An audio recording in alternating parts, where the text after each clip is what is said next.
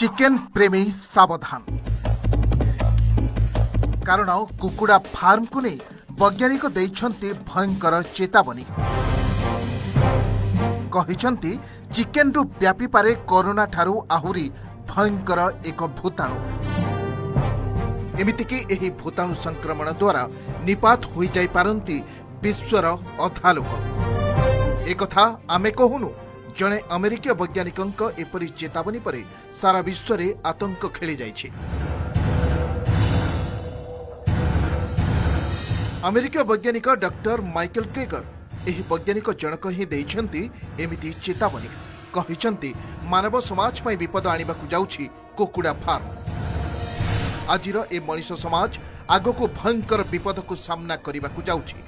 Chicken रु सृष्टि हेबाकु जाउछि एक मारात्मक virus. एही नूतन भाइरस कोरोना ठू भयंकर बोली माइकेल चेतावनी दैछन्ति। एबे आसंतु जानिबा कोन एही भाइरस एवं एहार सृष्टि केमिति चिकेन रु हुए। माइकेल कहिछन्ति कोरोना भूताणु पादुड़ी ठारू मनुष्य देह को आसीतिबा कुहा जाउछि।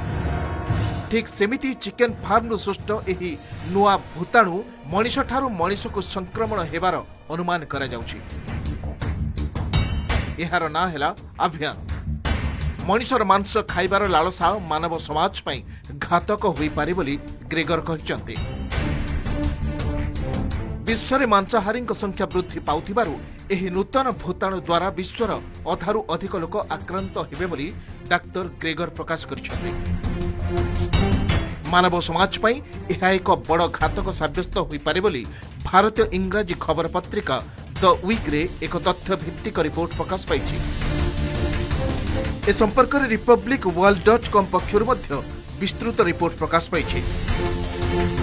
अभियान भूताणुर सृष्टि पई कुकुड़ा फार्म गुड़िक दायी बोली डाक्टर ग्रेगर कहिसंति।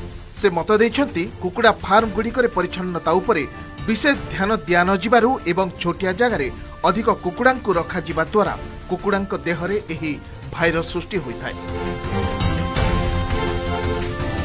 अति कम स्थान रे कुकुड़ा मानकु रखिबा द्वारा सेमाने डेणा हलाई पारि न थांती।